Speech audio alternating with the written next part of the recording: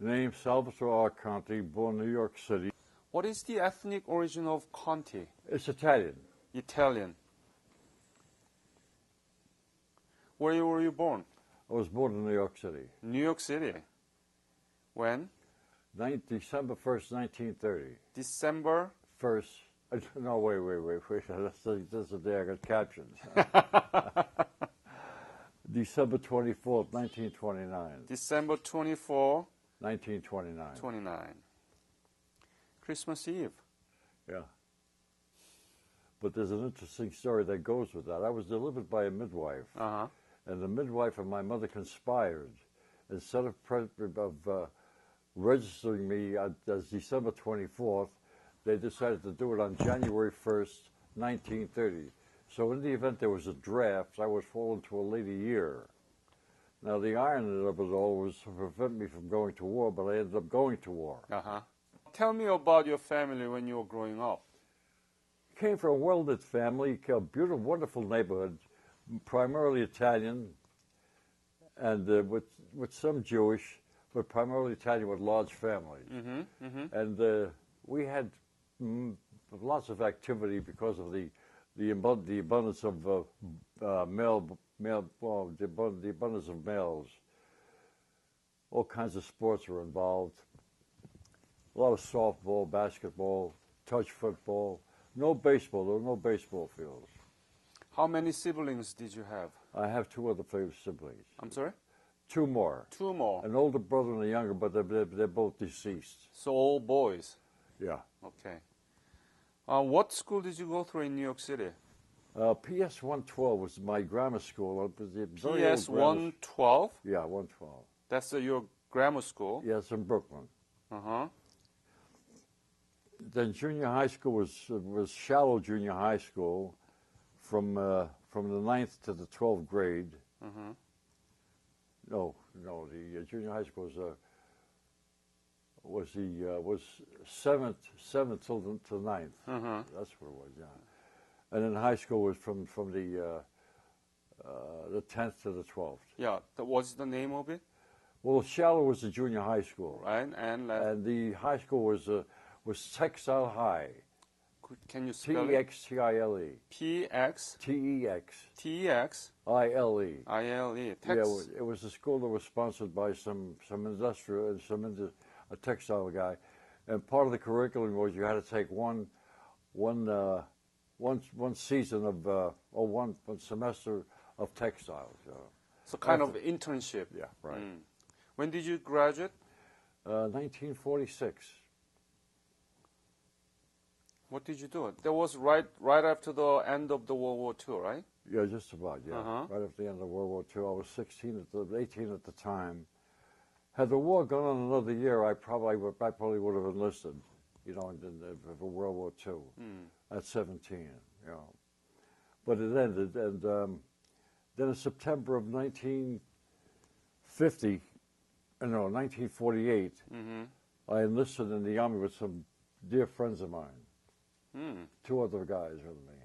Yeah, that happened a lot, right? Yeah. Buddies going together and enlist the Army. And we were lucky. One of the guys that enlisted with us, he didn't stay with us. He was transferred someplace else to another camp. But me and this other fellow, Rich Consoli, we were childhood friends, since preschool. But we managed to stay together even in basic training and all the way to Korea. Yeah. So where did you receive the basic military training? Edgewood Arsenal was Army Chemical Center in Maryland, Edgewood, Maryland. Mm-hmm. Why in the chemical center, you said? It was Army Chemical Center. Oh, what kind of? Well, it was the headquarters for Army Chemical Center. So did you get any chemical and we were trained biological weapons training? We were trained with smoke. We laid smoke for the smoke screens. Uh-huh. The chemical smoke company. I see. But it was, in general, infantry or? No, we took basic infantry training, but after that, then we took specialized training with all kinds of weapons and primarily but smoke generators that we smoke generated. Ah. So it's kind of advanced basic military training. Yeah.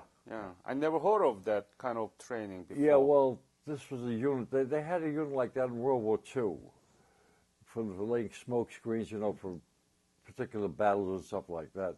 Well, from what I understand, I don't think they used any smoke because after I got captured, I didn't know what they did, you know. But I found out later on that I think they used one smoke screen when they were withdrawing from the reservoir area to go to Hung Nam, and they had to lay a smoke screen down. Mm-hmm.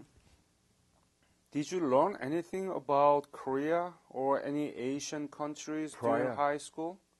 No. Korea was the only thing I knew about Korea was that Elizabeth Taylor had got engaged to one of the West Point famous players. I think his name was Davis, and he was after he finished West Point, he was stationed in Korea, and I never heard of Korea before that, you know. So you came to know of Korea because of Elizabeth Taylor's marriage. Yeah, well, engagement. That's the first time I heard of the country of Korea. Uh-huh. Then later on, of course, you know, we got more informed about it, how the Japanese annexed Korea in, was it 1903? Actually annexed 1905, but 1910 completely occupied and ended 1945. Yeah. In fact, most of the Koreans that we knew, the older Koreans that we met in the north and even in the south, they all spoke Japanese. Yeah. What happened to you after the basic military training? Where did you go? I played baseball for the Army. What? Yeah. You were trained to be a I was smoker. I was supposed to go to OCS, Officer Candidate School, and we had just had two new non-commissioned officers transferred to our company. Yeah. Pre-World War II guys, and one in particular didn't like me too much, and he was always picking on me. Why was it? He was getting very offensive about my heritage and everything. Oh. So I threatened to slap him. So he turned me into the company commander who tore up my OCS papers. And going out of the orderly room, there was a sign on the wall, baseball tryouts. So I tried for the baseball team, and I made it. So for 2 years, I played baseball for the Army before we went overseas. What position? Third base. Oh. You are the official Army baseball player? Yeah. Huh. What was your record? I batted about 276, but I was a good third baseman. I had a strong arm. Where did you play those? We played all the military bases in the area. I see. And now where we were in Maryland and in Virginia and parts of Pennsylvania, all the military bases, naval bases, Army bases, Marine bases. So we played all over that area. How much were you paid at the time? Pay? Yeah. Well, we paid Army pay. Yeah. So well, let me see. As a PFC, I think I was making $95 a month. They had just raised it. Are you sure? Yeah. $95? That sounds a lot because even the... Well, when I first went, it was 55 as a recruit. Then I went up to this is a private, went up to 75. I think I may be wrong. I'm not sure. Maybe special salary for the baseball player. No, there was no special salaries. The only privileges we got out of that, we didn't have to get involved with the regular military duties. So you had a good time? Oh, I loved it. Ah. Played night baseball. And many goals came to you? As a matter of fact, I got gotten engaged to a girl in Baltimore. I knew that. So, what happened? How did you what happened was now that when the Korean War broke out, in fact, I was due for discharge, as a matter of fact, because my enlistment was only 2 years. Mm-hmm. Now, I had a month's leave coming. I enlisted on September 3rd, 1948. So September 3rd, 1950, I was due for discharge, but because I had a month's leave coming, it would be August the 3rd. Mm-hmm. Anyway, so the company commander called me in. Apparently, he'd been told that our offer was going overseas. Mm-hmm. And he called me into the office. He said, "Look, this is where it's at, Conte. I says, nothing I can do with you because I had special orders from the general of the post. That was TDY. And he said, but we're moving out. Now, after the baseball season is over, he says, you don't know where you're going to go. You're going to be up for grabs. You may end up in an infantry outfit, or you could stay with the guys that you've been with for 2 years. So I decided to stay with the guys that I've been for 2 years, so I quit the baseball team. And the next thing I know, we're on a troop train, went out to California, got on a ship in Yokohama. Do you remember the day you left for Japan? Well, we left the base on my discharge day, August 4th, 1950. And then by the time it took us about 7 days to get to go across the country. You know what was great about it? Was the old Pullman cars. You know, they were great. I loved it. You know what the old Pullman cars are like? They were bunks with a shade and a little lamp, with the one above the other. It was nice. It was a regular steam train. It was coal operated, you know. And I forget, Fort Lewis was where Fort Lewis, California was where we Seattle, debarked. Fort Lewis, Seattle. Yeah, I think it's Seattle. Yeah, Seattle. Yeah, right, Seattle. Yeah. When did you leave for Japan? Actually, I don't know. I don't remember the exact date. You figure, well, August 4th, we left Maryland. You figure about 10, after 10, maybe about the 14th of August that we boarded, somewhere around in that period. I don't remember. 1950? Yeah, 1950. And we sailed to Yokohama. How was ship? Was it okay? Navigating smooth? It was a nice troop. It was a troop ship, not a big one.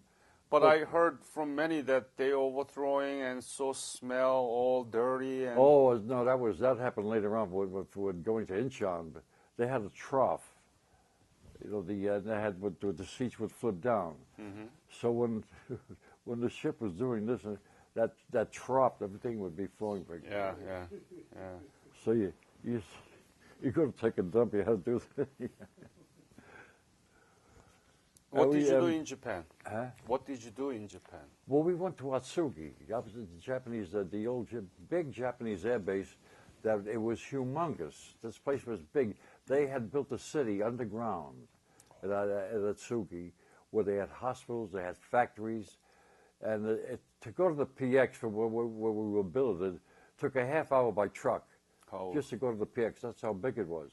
There was a valley that ran through Atsugi. Atsugi? A-T-S-U-G-I. Could you spell again? A-T-S-U-G-I. U-G-I. That's where MacArthur came. When MacArthur went to Japan, that's where he landed. And there was a village that ran through the camp. It was way below, and it was off limits to us. But we could sneak out there and go to grab a beer or something, you know. And have a little sport, you know. How long in Japan? Well, then we boarded ships. Let me see. Now we're talking about maybe 3 weeks in Atsugi. Then we boarded ships, and we sat in Yokohama Harbor for about 10 days. Didn't know what was happening, you know, until we amassed this big armada. Then we took off, and that's where we did the Incheon invasion. We came right around the north of Korea. So you were in the Incheon landing? Yeah. Do you remember the date that you September arrived? 15th. No, September. The first wave was September 15th. Yeah. We went on the second wave was either the 16th or the 17th. Because of the tide, you can only do like one a day, that kind of thing. What unit did you belong? The same unit, 69 chemical. 69 chemical. Chemical smoke. What did you see in Incheon? Well, when we got to Incheon, like, you know, we waited. We did all the usual stuff. You know, we did the climbing out of the ships with the nets, getting into the landing craft. But by the time we got to the beach, everybody was piled up. It was all over. Because the day before, there was such a surprise that there was hardly any casualties. Right. The Marines caused few casualties. Right. Because they went in first. When we came in, it was practically all over. And it was at that point. Thank God, it was, right? Yeah, really. But Seoul was being demolished at that particular point. They were fighting at the Han River, just above Seoul. I guess you know about the Han River. Yeah. There was some fierce fighting there. but we never saw any of that, you know. Then we boarded. Then we went south. There's a mop-up thing to put to Busan, and we stayed in Busan. Oh, I got about 2 to 3 weeks. We were assigned to unloading supply ships, you know, in Busan. And then we boarded ships again, and we made the other invasion north of the 38th parallel at Wonsan. Wonsan. Yeah. And when we got there, Bob Hope, you ever hear of Bob Hope? Yeah.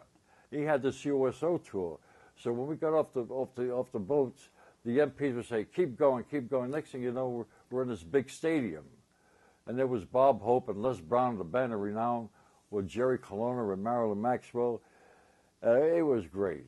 Then we stayed there for a couple of days. Then we went to Hong Kong. How did you feel to see these entertainers there in the battlefield? Yeah, I mean, you don't know when you're doing an invasion. The weird thoughts go through your head. What used to go through my head, especially in Incheon, we had these army. They used to show these army things of Normandy invasion, and they had to show where 2 guys get dropped. You ever see that film clip? Yeah. Normandy invasion. They live shot. 2 guys running from on the beach.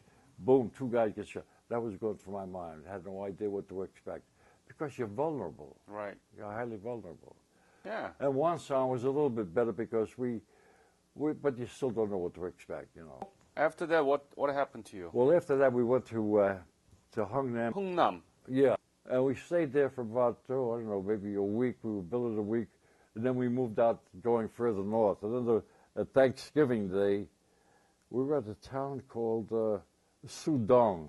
And we had Thanksgiving dinner there. And the weather had changed dramatically. Then we got word that there were rumors that there were Chinese troops. There were words that there were Chinese troops in Korea. And, well, at the time it was like, we were home for Christmas. MacArthur said it'll be all over by Christmas. But then we started hearing rumors about Chinese troops. And then from there, we're at this town called Sudong. And when we approached this town, they put me on point. The company stayed way behind. I had to go into this town. There was a big building there, a brick building, solid stone building. And it turned out to be a conservatory, music conservatory. And I had to go through there, make sure that there was nobody there. And I tell you, that was pretty scary. When I got to the second floor, by that time I was really trigger happy.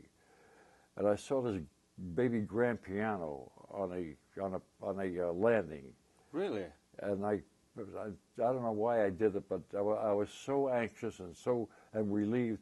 I grabbed, there was a fire axe on the wall, and I chopped that poor piano apart, and I rolled it down the stairs. Wow! I mean, I was really relieved that there was nobody in that building. Well, there's guys like 300 yards down the road. And then after that, they needed 2 volunteers to go up to Coterie to get in touch with the 31st Infantry Regiment. Yeah. The regimental combat team. Specifically B Company, because we were building with a Marine supply depot and a 105 howitzer, a 155 howitzer company. And once we got up to the plateau of then Coterie, apparently the day before, they had gotten wiped out. There were dead bodies all over the place, trucks, tents that were flapping in the wind, and nobody looked like a scene out of Gunga Din. And then there wasn't much further after that. We heard all this. We were driving in this Jeep, and we picked up a straggler from the B Company. He got separated from the company the night before. So he got into the Jeep with us. And we're driving down this road going past Coterie towards Hagaru. And we heard all this machine gun fire. And we thought we were coming into the rear end of a firefight. But all that machine gun fire was directed at us. And they blew the Jeep out from under us. But then we had the drainage ditch. We got into the ditches right away. But we all got hit. My friend Joe got hit in the wrist. I caught shrapnel in my thigh, my calf. And this other fellow got hit 5 times. Then they overpowered us. They came over, they overpowered us, and they took us prisoner. When was it? What day was it? This is December 1st, 1950. Mm-hmm. And the rest is. Then we went to Congo. We were three together, but eventually, after about a week of marching, we ended up with a big group that we were looking for, the 31st Infantry and a whole bunch of Marines, about 400 altogether. They got taken in Coterie and Hagarou and the Chosin Reservoir area. Did you belong to 7th Infantry? But, Infantry. What division will you belong to? well, we were 10th Corps headquarters. They would use us with the 1st Marines and the 7th Infantry. We had a lot of vehicles. Yeah. And we had some heavy weapons, we had like 3 or 4 50s and a lot of 30 calibers. You were wounded in your right calf. Right calf. And were you able to walk? Yeah. I didn't even realize I was wounded. I know I got hit, but I didn't see any blood. Oh, so blood didn't? No, it's so cold. I was lucky. Sometimes this cold weather cures everything, right? Yeah, what happens is when the weather warmed up, all of a sudden a lot of guys started bleeding. Oh. It wasn't uncommon. It was very common that guys got hit. They knew they were hit, but I was lucky. I was still mobile. Mm-hmm. So how long did you walk to get where? Oh, to Congo, we walked about, I guess 10 days, maybe 10 days to 2 weeks. We got to Congo like around January, around the latter part of February, December, and the beginning of January. Uh-huh. Congo. What was there? Was the prison camp there? Congo was a big city. It was a big city. Yeah. And they used to take over villages, Korean villages. They would compensate them, and they would use like on the march. And then when we got to Congo, so we were living in Korean homes. Sometimes the Koreans were still in the house. They'd be in part of the house, and we would be in the other part of the house. So that was the kind of prison camp there, Congo. Yeah, this was the first one. Uh-huh. There were no barbed wire fences or anything like Right. that. It was just a village, but there was plenty of armed guards around us. You know. How many meals a day? Sometimes twice. It was sorghum.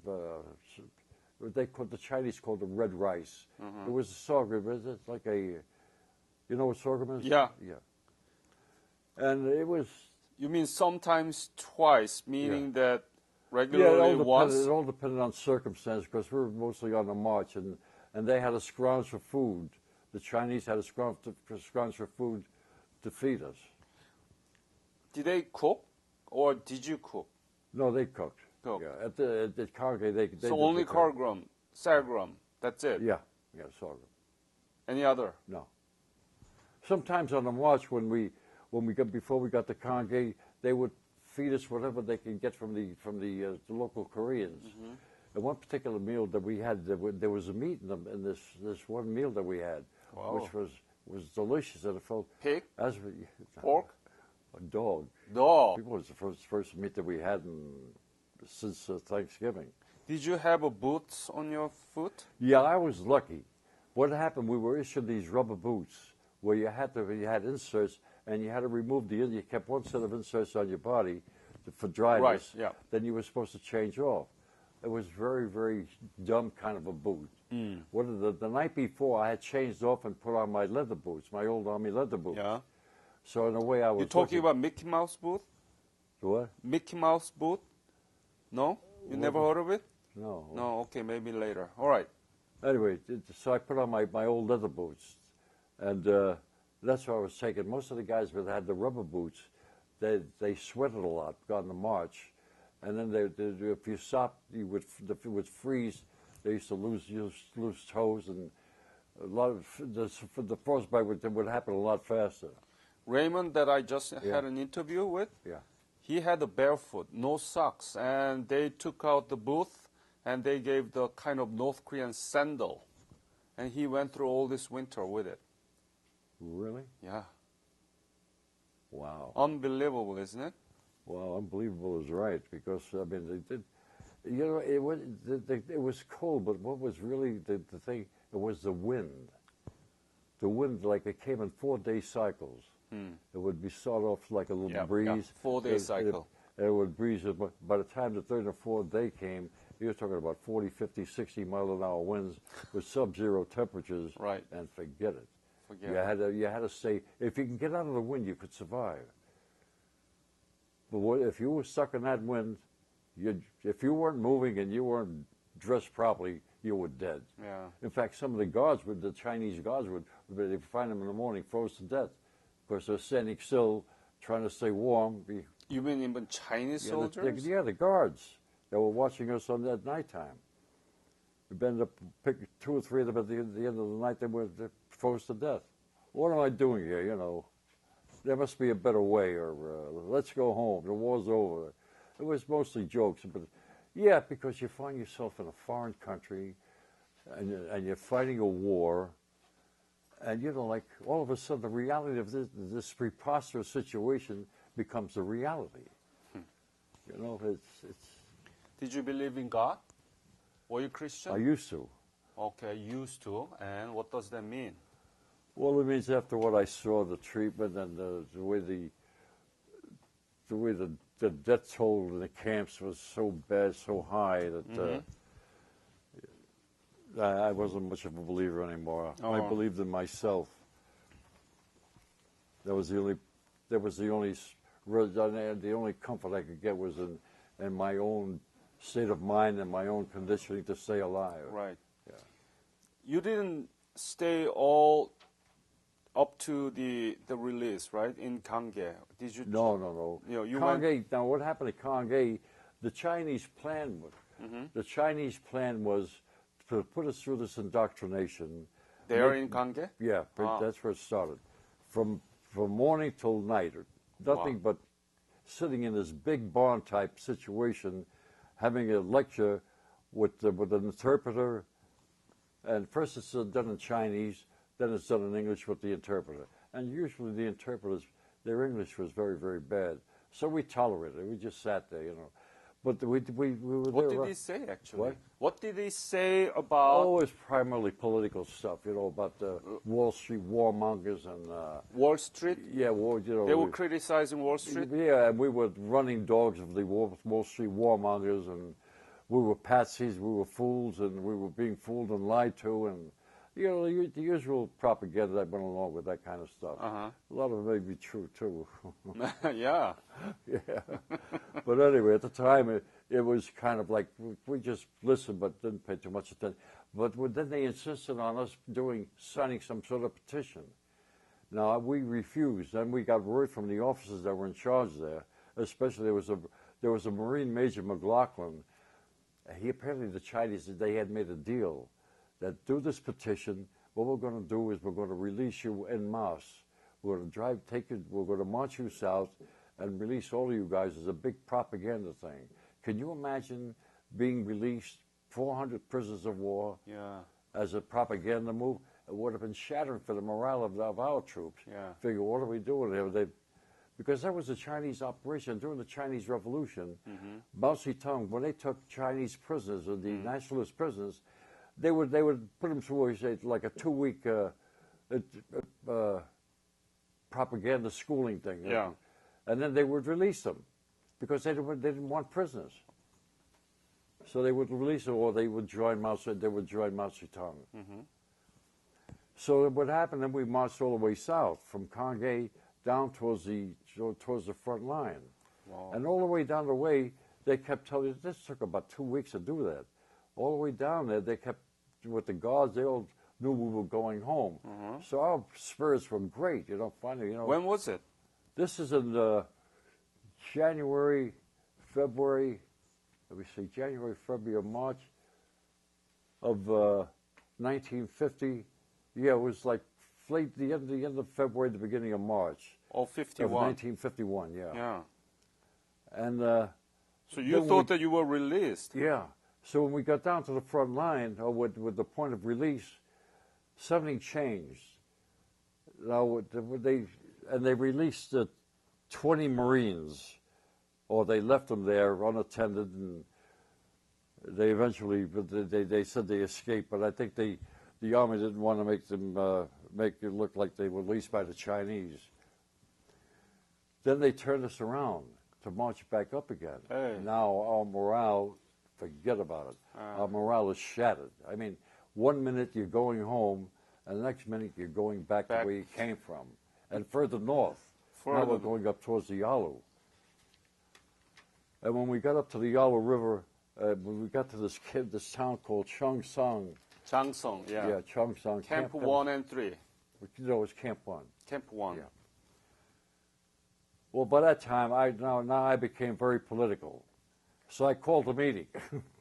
Why did they get you back to the camp? There was a rumor that there was a possibility that we may have been taken by our own troops. In other words, we would not being released, but we were being recaptured, which would have been contradictory to all that thing. And apparently, I think there was something going on between both sides about with brainwashing. We may have started it too, as they were doing it. Mm. So I called this meeting of a bunch of guys in Cheongsong. I said, look, from here on in, we're not students. We're prisoners of war. If we stick together, no more of this baloney of propaganda crap sitting through torturous lectures and everything. Treat us as prisoners of war. There's a Geneva Convention to deal with this kind of thing. Mm. Have the Red Cross come in or something. Mm-hmm.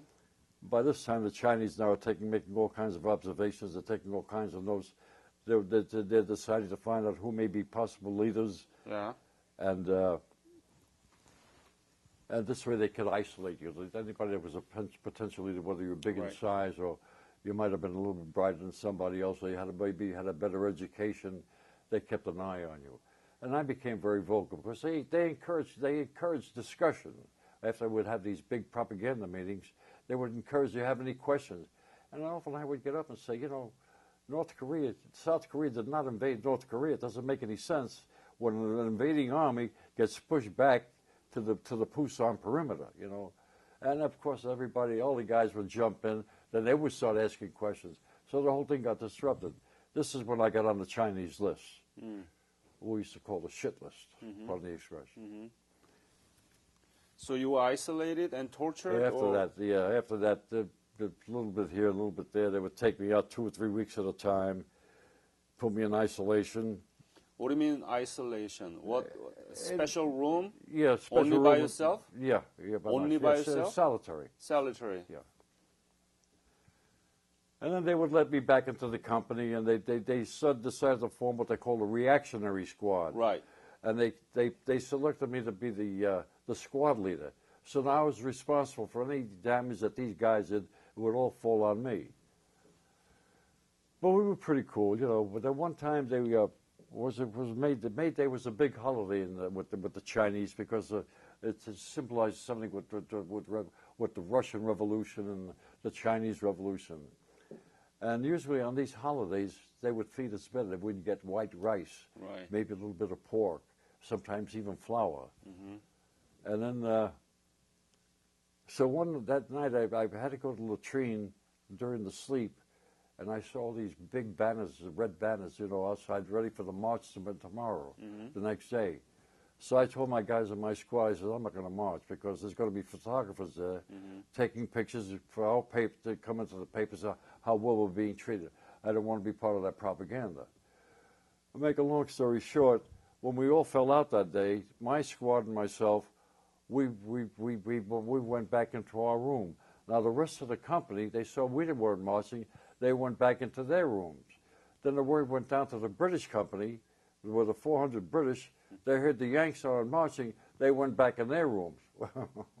The next night, in the middle of the night, they came with a flashlight. They took me out, and they put me in solitary. That's when I was confined to those wooden boxes. I don't know if had you heard anything about that? Yeah. Tell me. It was a wooden box. We called it the kennel. The box. It was about 3.5 feet high, 2 feet wide, about 5 feet long. Mm. And they put me in that. I was in that for 8 months. But there was like a whole bunch of other 2 or 3 different buildings. And it varied the length of time how people stayed in them. But I was the last one. After everybody was out of those wooden boxes, I was the only remaining guy, me and an Englishman, Keith Godwin. And then from there, when they let me out, that was in December of 1952. They let me out of the box. They gave me like 4 or 5 letters that my family had written to me that they held on to. Hold on. Yeah. How long were you in the wooden box? 8 months. By yourself? Yeah, in handcuffs. 8 months? 8 months. From May to December. May to December. I mean, you were not allowed to come out of it at all? Twice a day. To go to Twice a latrine. day? Now, if you had dysentery, you were in serious trouble. So, in fact, one day when I had severe dysentery, and the guard let me out. The guards used to change a lot. So the guard let me out. I went to the latrine, and he's hollering at me to hurry up. And I couldn't hurry up. I just could barely move. And as I came out of the box, out of the latrine to go back into the box, he was poking me with the bayonet. So I turned around and I grabbed him by the throat instinctively. This guy got so frightened, he dropped his weapon and he ran. And the next thing I saw, I didn't want to go near that weapon. I went back into the box. I closed the gate, put the lock on it. Then they took me. Then my primary interrogator came with some guards, and they marched me out of the camp through a village. And then they had me march up, climb up a mountain, and I knew this is what they're going to shoot me. You know, they're going to say I attempted to escape. And I refused to go any because I couldn't. I was walking with hardly any shoes on. All I had was a pair of just a little underwear, you know, like boxer type white underwear. I got up on top of the hill, and now he's reading off my death sentence, you know, all the charges against me and how I couldn't be here, be rehabilitated, and I was a typical type of Wall Street warmongering, you know, war criminal. And they tied me around, they took the handcuffs off, tied me around the tree, and the guard points a rifle at me. And now at that particular point, I became very calm. Like I was just taking a look at everything, like the sky was a nice blue sky, beautiful day, warm, no breeze, and then went click. No bullet in the gun. So then he said, however. Now when he said, however, I knew that there's a good chance I can get out of this. And but I told him, look, I said, you know, whatever you do, don't. I pulled a bear. I said, don't put me back in the box. Whatever you do, don't put me back in the box. I figured, and sure enough, they put me back in the box, which is what I wanted because that was my security blanket. Once I was in there, I was going to be alive. You know, they weren't going to shoot me anymore. It was an old rare rabbit kind of thing where the rabbit says to the fox, don't throw me into the briar patch. You know, and they throws him into the briar patch, and the rabbit took off. And that was it. And then I was there for 8 months. While we're in the boxes, now our box, there was well, you know, with Korean kitchens, they were lower than the rest of the house because of where they would cook and the heat. So there was a bunch of boxes in this hut. My box, there was 3 boxes. They were outside the hut in a lean-to with straw mats in front, so we couldn't see. Straw mats. You know, straw mat, yeah. Yeah, the mats made from rice mats. Yeah. To cover the box. Well, they brought an Englishman in, and they had him in there were 3 boxes. One was empty in the middle, and he was in the. Well, one day the guards decided to have a little sport. They wanted to play around to amuse themselves. And they started working us over, me and this Englishman, Derek Kinney. So after about a couple of hours of that nonsense, we got back in the box. Then they took Derek Kinney out. Now there was a guard. The guy who was in charge of the guards was a mean son of a gun. We called him the Crab because he walked sideways, buck teeth, and he carried one of our weapons. It was our grease gun, which fires a .45 caliber bullet. Well, anyway, they're kicking Derek Kinney to stand at attention. He wouldn't stand at attention. Then between the separation of the straw mats, I couldn't see him anymore. I could hear him, but I couldn't see him. And he was only about 10 feet away. Then I heard a shot go off. I figured they shot Derek Kinney. Next thing I know, Derek Kinney's brought back into the box. I says, what happened? He says the corporal of the guards, see that grease had a wire handle, and it fires on a forward motion. The slide is always backward around in the chamber. So when he was beating this Englishman, the gun went off and he killed himself. Oh. And they took him. I was the last I saw of Derek Kennedy. I used to hear him every night, hollering and cursing because they were beating him up. Then eventually later on, I ran into him at this other camp, Camp 2, what we called the stockade. They had 21 of us in this one building with a fence around it for the first time. Well, there was just a straw mat. There was separation next to with the straw mats. It wasn't like we were in a room or anything. We were outside. Yeah. My box was outside. Right. Yeah. So one box There was 3 boxes together. The empty one was in the middle, yeah, and the English room was in the other one. Well, during the daytime, you had to sit upright. Right. Asian style, yeah. And at nighttime, you could lay down, but you couldn't stretch out. We were very skinny in those days. Once you get out of the box twice a day, how long do they allow you to stay outside of the box? All depended on the guard. For example? Yeah, sometimes you could stay a little bit longer, a minute longer, maybe 2 minutes longer. And if you were lucky, you'd catch a new guard. In fact, one time I was finding Chinese cigarette butts, and I used to grab them to get to save the tobacco. And then I got some paper. I was able to roll a cigarette, a cigarette, but I had no matches. So we got a new guard. So what I did is I got the cigarette, I put it on my ear, like it was supposed to be there. So when he let me out of the box, I said, and I went to the Chinese guy, like, do you have a match? Do you have a match? And he goes into his pocket, he takes out matches, and he lights my cigarette.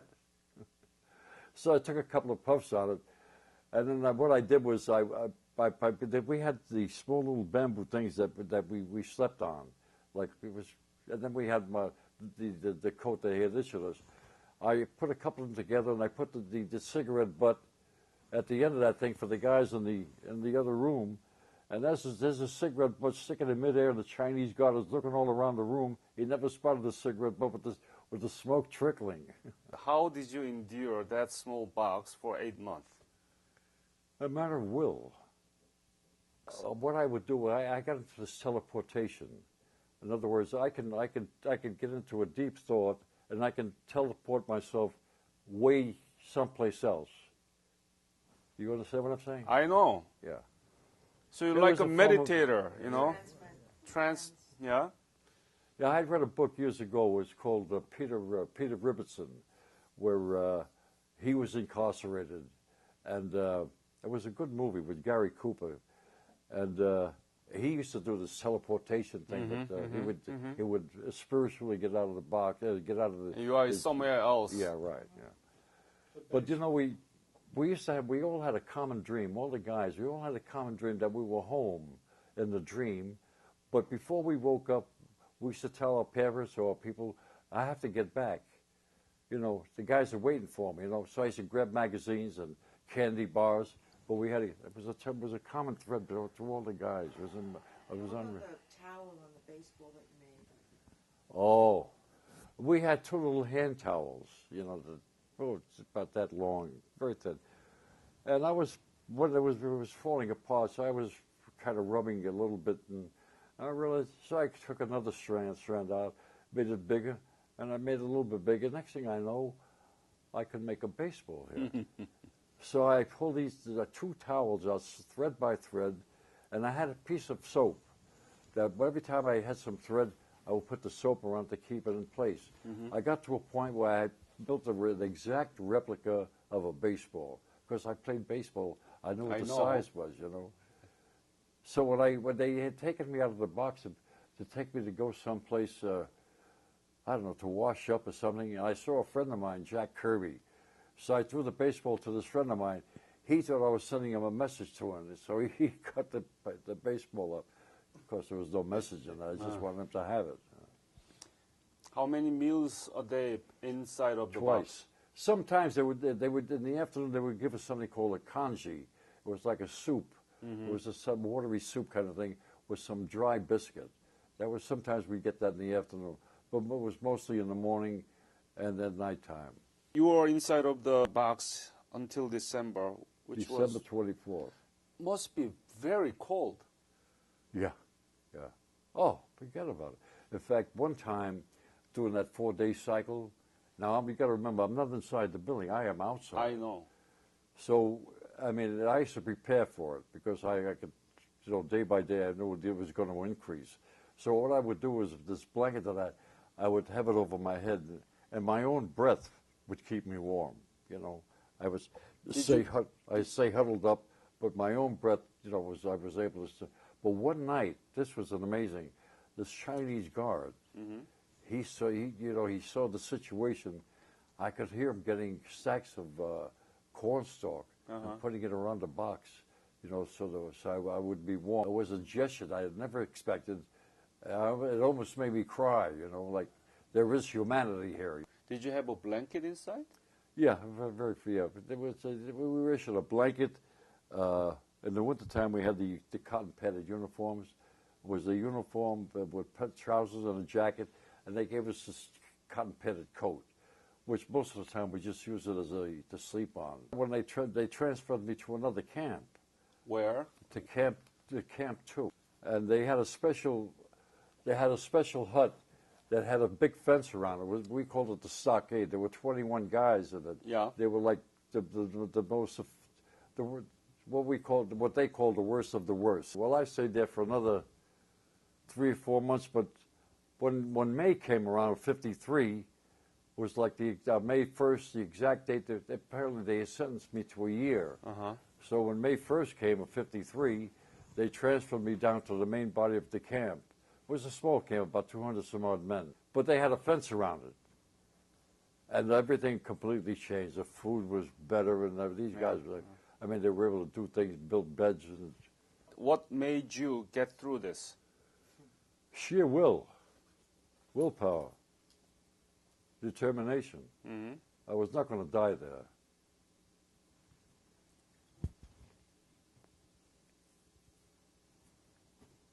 If you look closely, there's a set of handcuffs in the rail.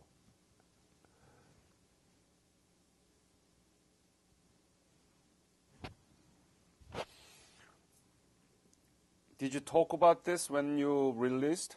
Yeah, well, it was in the papers. In the paper? What had happened was, when we were released in Parmesan. When was it?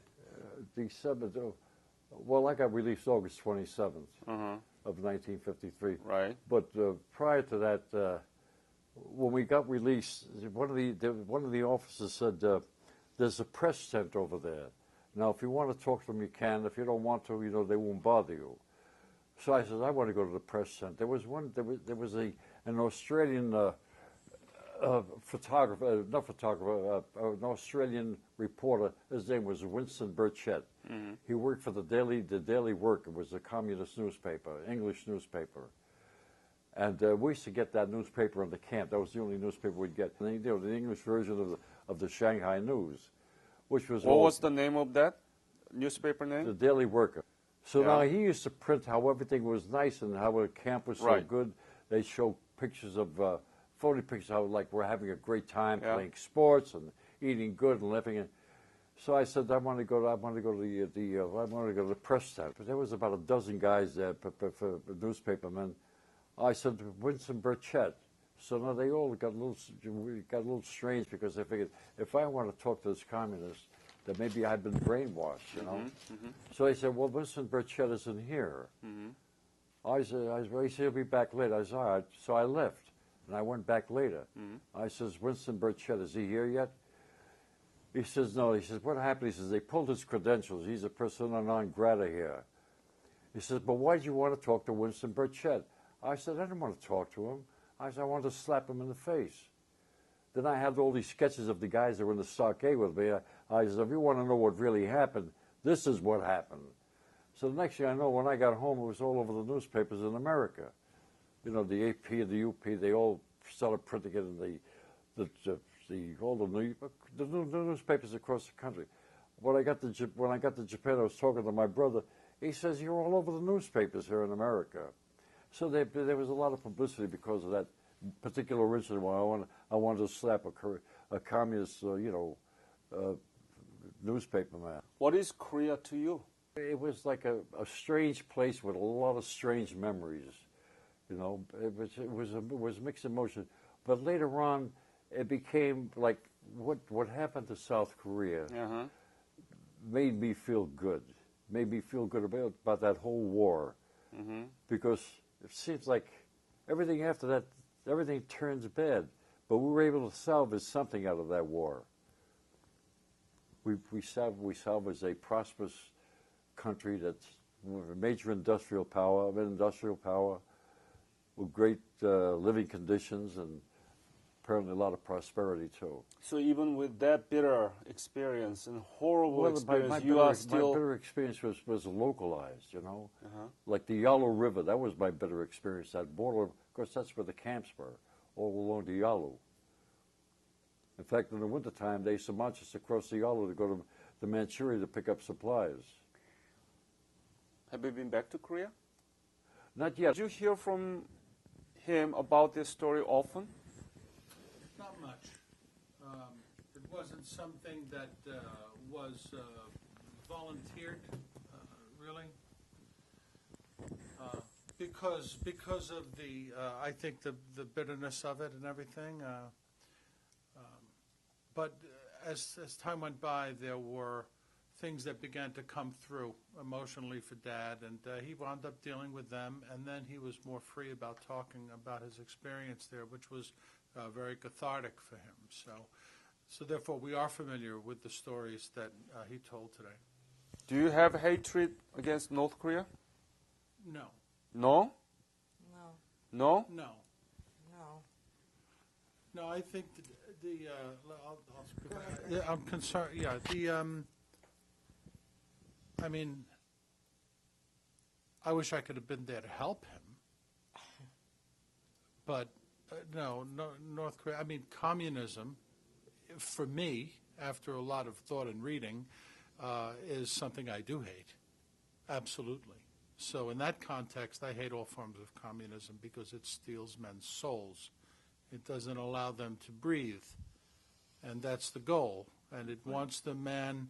It wants the man not to be a man. He wants them to be a little robot. And freedom is a spiritual idea to me, and communism is not a spiritual idea. I don't hold any hatred at all. What I get out of the experience, my dad's experience, is personal strength, actually. And I pull, when I find myself in rough spots, I imagine,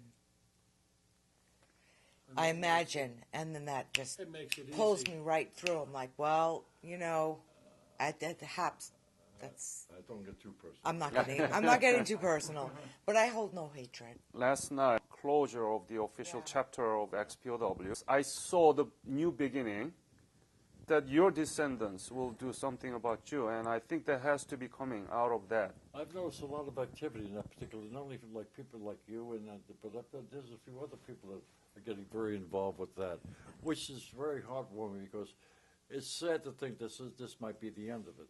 Although we may do it personally on an individual basis. I want to go to Korea. Let's go to Korea. Yeah. I want to go to Korea. Yeah. Korea. All right. Yeah. All right. We must. We'll give you. I'll fly 14 hours. I hope that two of you really work on your father's legacy so that this XPOW official chapter is closing, but there is a new beginning. It's a commencement, isn't it? Yes. Commencement. I think it needs to continue. Any other message you want to add to this? No, all I can say is I'm glad with this new beginning. I'm happy about that because it was kind of sad to think this. We're not going to have any more official reunions. Mm-hmm. We weren't going to have any official reunions, and I'm glad that there's a concentrated effort from some various different groups that are talking about the same thing to continue along and continue this tradition of getting together. Thank you very much again, Sales, sharing those. It's my pleasure. I'm glad we were able to do this. Horrible stories sharing with me, and this is best way to educate others. I hope you make the trip to Korea. I hope so too.